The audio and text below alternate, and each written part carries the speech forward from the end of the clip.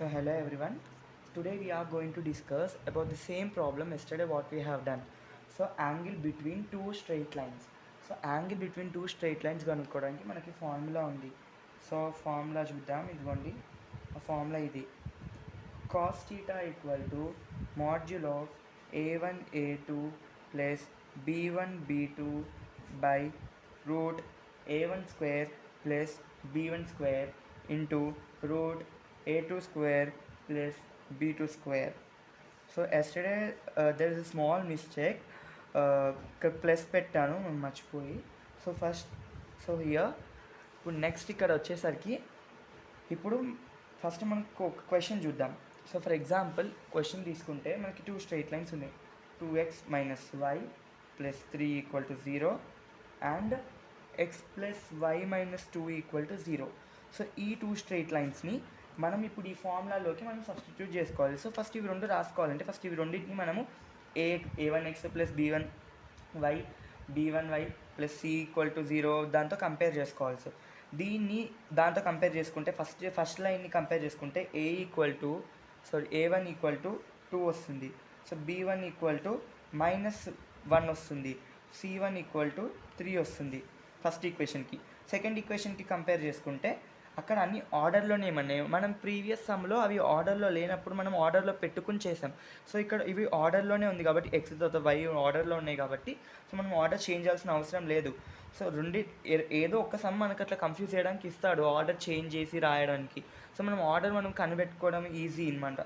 So x plus y minus 2 ఇక్కడ ఈజీగా ఉంది. సో దీనికి మనము కంపేర్ చేసుకుని రాసుకుంటే a2 ఏమొస్తుంది, a2 ఈక్వల్ టు 1 వస్తుంది, b2 ఈక్వల్ టు 1 వస్తుంది, c ఏమో -2 వస్తుంది. సో ఇక్కడ ఇలా డిఫరెంట్గా వస్తుంది. మనం ఇప్పుడు కంపేర్ చేసుకుని రాసేసుకున్నాం. సో అనమాట. సో ఇప్పుడు ఇవన్నీ మన వాల్యూస్ ఈ వాల్యూస్ని మనం ఈ ఫార్ములాలో వేసుకోవాలి. సో ఫార్ములాలో వేసుకొని లైన్గా అబ్జర్వ్ చేసుకోండి. a1 ఏమో 2 సో 2 తర్వాత a2 ఇచ్చాడు ఇంటూ a2 కాబట్టి ఇక్కడ ఏముంది a2 అంటే ఇక్కడ 1.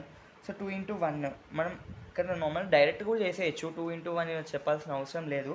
సో ఇక్కడ 2 ఇంటూ 1 ప్లస్ b1 ఏమో -1 ఉంది.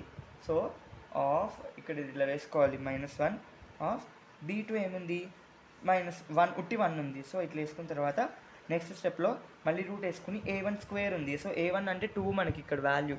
సో a1 స్క్వేర్ అంటే ఏంటంటే 2 హోల్ స్క్వేర్ కాబట్టి 2 హోల్ స్క్వేర్ ప్లస్ మనకి ఇక్కడ b1 స్క్వేర్ అంటే b1 అంటే ఇక్కడ ఎంత ఉంది -1 ఉంది ఇక్కడ b1 అంటే. సో అందుకని ఫార్ములాలో అప్పుడు మనం ఏమని రాస్తాము -1 హోల్ స్క్వేర్ అనేది రాస్తాం.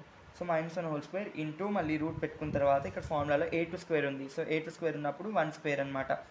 సో 1 స్క్వేర్ అని రాసుకున్న తర్వాత మళ్ళీ నెక్స్ట్ b2 స్క్వేర్ అంటే ఎంత, b2 స్క్వేర్ అంటే 1 మళ్ళీ 1 స్క్వేర్ అనమాట. సో అలా నిన్న చెప్పింది మనం ఎగ్జాంపుల్గా తీసుకోవచ్చు. ఎగ్జాంపుల్ తీసుకొని అదే సమ్ మీరు ప్రాక్టీస్ చేస్తే కరెక్ట్గానే వస్తుంది. పైన న్యూమరేటర్ అంతా కరెక్ట్గా డినామినేటర్ వచ్చేసరికి మల్టిప్లై అవుతుంది. సో అది √5 ఇంటూ √10 ఉంది కాబట్టి √50 అవుతుంది. So previous సమ్కి. సో మనం అలా చేసుకున్నాం. నిన్న కొంచెం మిస్టేక్ అయింది. సో ఇది sum. So next cos theta equal to multiplication చేసేసుకుందాం. Module of 2 1 2. సో ప్లస్ అలానే వేసుకుందాం. 1 ఇంటూ 1 అంటే -1 కదా ఇదంతా. So plus of -1 by root 2 whole square అంటే 4 కాబట్టి ప్లస్ ఇక్కడ -1 హోల్ స్క్వేర్ అంటే -1 అంటే మల్టిప్లై 2 టైమ్స్ మల్టిప్లై అయితే అది 1 అయిపోతుంది. సో ఒకటి 1. సో ఇంటూ మళ్ళీ రూట్ 1 స్క్వేర్ అంటే 1 మళ్ళీ 1. సో ఇట్లా ఇది వేసిన తర్వాత plus into minus. So module of 2 - 1 by √5 అవుతుంది. 4 + 1 ఇంటూ √2 అవుతుంది. సో ఇలా వచ్చిన తర్వాత నెక్స్ట్ స్టెప్ మనం చేసుకుందాం. నెక్స్ట్ స్టెప్ అలా వచ్చింది cos theta equal. Next step అంటే cos theta equal to module of. So next step cos theta equal to module of 1 by into 4 - 1 అంటే ఎంత 3 కాబట్టి సో √3 ఇంటూ మళ్ళీ √2 అంటే ఎంత √2 యాస్టీస్ వేసేసుకుందాం. ఇక్కడ మల్టిప్లై చేస్తాం కాబట్టి. సో ఇది నెక్స్ట్ స్టెప్ ఏంటంటే 1 బై √3 ఇంటూ √2 అంటే ఎంత అవుతుంది మొత్తం కలిపి. సో √3 ఇంటూ √2 అనమాట. రూట్లో 2 ఉన్నప్పుడు మనం మల్టిప్లికేషన్ చేసుకుంటాం. సో అప్పుడు 3 2 6 కాబట్టి ఓవరాల్ రూట్ 3 6 వేసేసుకోవచ్చు.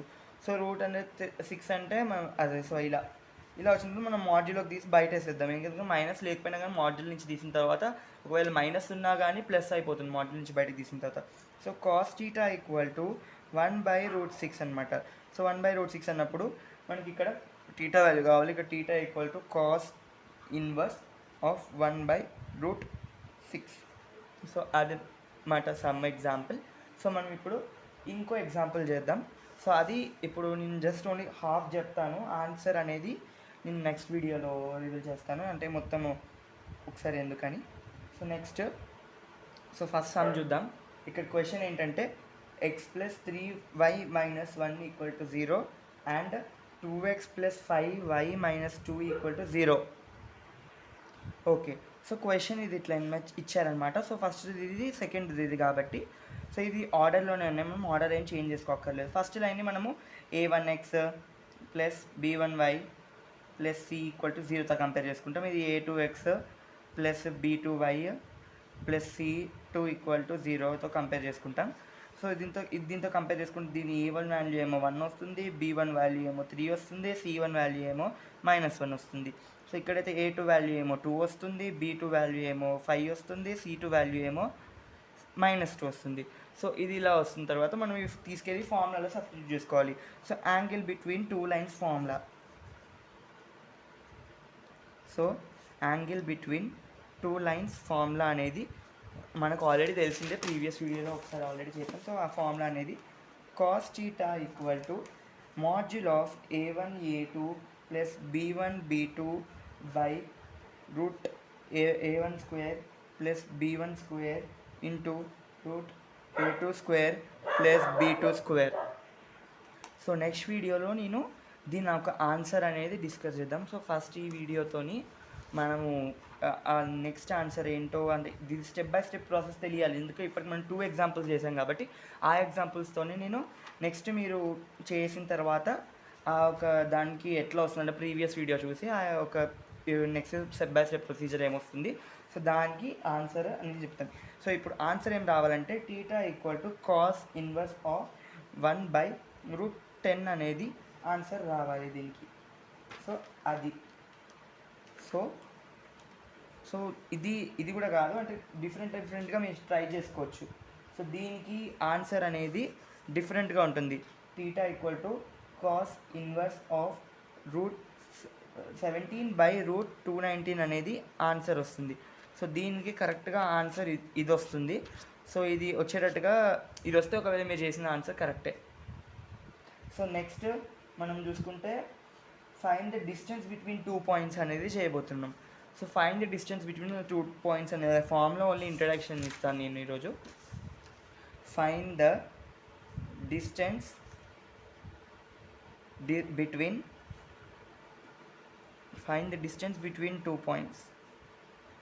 So find the distance between 2 points అన్నప్పుడు మనకు ఓన్లీ జస్ట్ ఒకటే ఫార్ములా ఉంటుంది.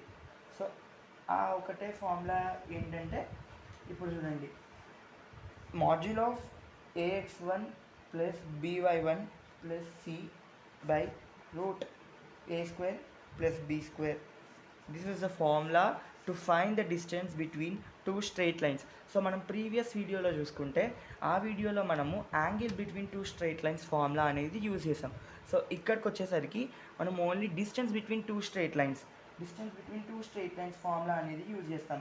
So distance between 2 straight lines formula use చేయడానికి మనకు ఓన్లీ జస్ట్ 2 పాయింట్స్ అండ్ ఒక స్ట్రైట్ లైన్ ఈక్వేషన్ అనేది రిక్వైర్డ్ అవుతుంది. సో వాళ్ళు ఇచ్చిన ప్రకారంగానే మనము చేసుకుంటే ఈజీ అవుతుంది. సో దీనికి మనం ఎట్లా కంపేర్ చేసుకుంటామంటే distance between 2 points of x1, y1 to the line. So to the line ఇక్కడ ఓన్లీ జస్ట్ ఈక్వేషన్ కాబట్టి a1 అని a2 అని రాయక్కర్లేదు. సో ఒకటి ax + by + c = 0. సో ఇది ఇలా కంపేర్ చేసుకుంటాం. వాళ్ళు ఇచ్చిన క్వశ్చన్ని డిస్టెన్స్ బిట్వీన్ 2 లైన్స్ అనేది ఫార్ములా ఏమంటారు, క్వశ్చన్లో ఇచ్చే distance find the distance between 2 straight lines అని ఒకవేళ అడిగితే మనం ఈ ఫార్ములా యూజ్ చేసి వాటిని మన నుంచి ఎక్స్ట్రాక్ట్ చేసుకుని x1, y1 ఇంకా a, b, c value extract చేసుకుని మనం ఈ ఫార్ములాలో సబ్స్టిట్యూట్ చేసుకుని వచ్చేది ఆన్సర్ మనము మాడ్యూల్ నుంచి తీసి బయటికి వేయాలి. లైక్ ఇప్పుడు మాడ్యూల్లో ఏదైనా కానీ సరే గుర్తుపెట్టుకోండి, మనం ఎక్స్ కోఎఫిషియెంట్స్ తప్పకుండా రాయాలి. సో ఎక్స్ ఒకవేళ ఇక్కడ a1x plus by1 plus c, so మనం దీన్ని 3x plus 4y minus 3 equal to 0 ఉందనుకోండి, ఇది ఎగ్జాంపుల్గా తీసుకుందాం. సో ఇక్కడ c వాల్యూ వచ్చేసరికి అందరూ ఉట్టి 3 అని రాసి పెడతారు. సో ఇదన్నీ తప్పు అయిపోతుంది. సో 3 అని రాయకూడదు. మనం ఎప్పుడైనా కోఎఫిషియెంట్స్ రాస్తున్నప్పుడు దానికి ఒక సైన్ కూడా ఏముందో ఆ సైన్ కూడా రాసుకోవాలి. సో ఇక్కడ c ఈక్వల్ టు ఎంత అవుతుంది వాల్యూ, అప్పుడు -3 అవుతుంది. సో -3తోనే చేయాలి. -3తో ఇవ్వకుండా ఒకవేళ ఇక్కడ c వాల్యూ చూడండి, ఇక్కడ c వాల్యూ ఒకవేళ సబ్స్టిట్యూట్ చేస్తే plus of -3 plus into minus అవుతుంది. ప్లస్ అనేది మైనస్ చేంజ్ అయిపోతుంది. సో -3 ఇక్కడ ఆన్సర్ వస్తుంది, -3 అనేది వస్తుంది. సో నేను ఒకవేళ -3 వేయకుండా ఉట్టి 3 వేస్తే ప్లస్ ఆఫ్ 3 అని అట్లనే ఉండిపోతుంది, మైనస్ అని పడదు కదా. అట్లాంటి మిస్టేక్ వచ్చేసి మొత్తం సమ్ అంతా డిస్ట్రాయిడ్ అయిపోతుంది. సో ఇది నేను ప్రీవియస్ సమ్కి చెప్పాను కదా, ఇది ఆన్సర్ వస్తుంది. θ equal to cos inverse of 17/√219 అనేది ఆన్సర్ వస్తుంది. సో ఈ ఆన్సర్ వచ్చేటట్టుగా ఈ సమ్ చేయండి. నెక్స్ట్ వీడియోలో నేను ఈ సమ్ గురించి ఎక్స్ప్లెయిన్ చేస్తాను. Thank you.